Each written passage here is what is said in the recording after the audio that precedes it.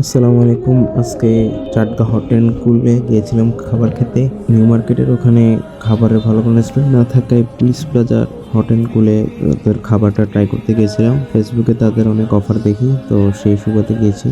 এখানে তাদের মেনুটা দিলাম। মেনু মোটামুটি 200 থেকে শুরু করে 350 পর্যন্ত অনেকগুলা আইটেম আছে। তো আমি নিয়েছিলাম হায়দ্রাবাদি বিরিয়ানি, যেখানে হায়দ্রাবাদি বিরিয়ানির উপরে একটা চিকেন ছিল, সাথে আরেকটা চিকেন দেওয়া হয়েছিল, গ্রেভি আর সালাদ ছিল। বিরিয়ানিটা সার্ভ করেছিল হচ্ছে পিতলের একটা বাটিতে।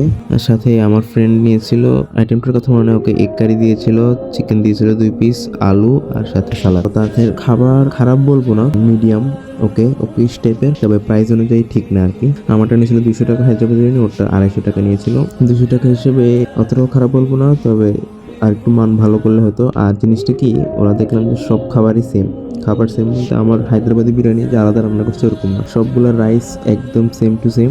শুধুমাত্র আমারটা একটা পিতলের বাটিতে দিছে এটাই, আর ওকে নর্মাল প্লেটে দিছে। তো যার কারণে স্বাদের কোনো তারতম্য নেই। তবে চিকেনের গ্রেভিটা আর একটু বেশি লাইট হয়ে গেছে, আর একটু ঝাল হলে ভালো হতো। আর হায়দ্রাবাদি বিরিয়ানি তো আসলে এরকম না, তো এটাকে হায়দ্রাবাদি বিরিয়ানি বলতে পারতেছি না, ওদের ফিউশন কোনো একটা বিরিয়ানি আর কি, যেটা ওরা নিজেরা ইন্ট্রোডিউস করছে, নিজেরাই সেল করতেছে। তবে এই পুলিশ প্লাজা ফুড কোর্টের মধ্যে চাটগা হট অ্যান্ড কুলের খাবারটাই মোটামুটি মজা আছে।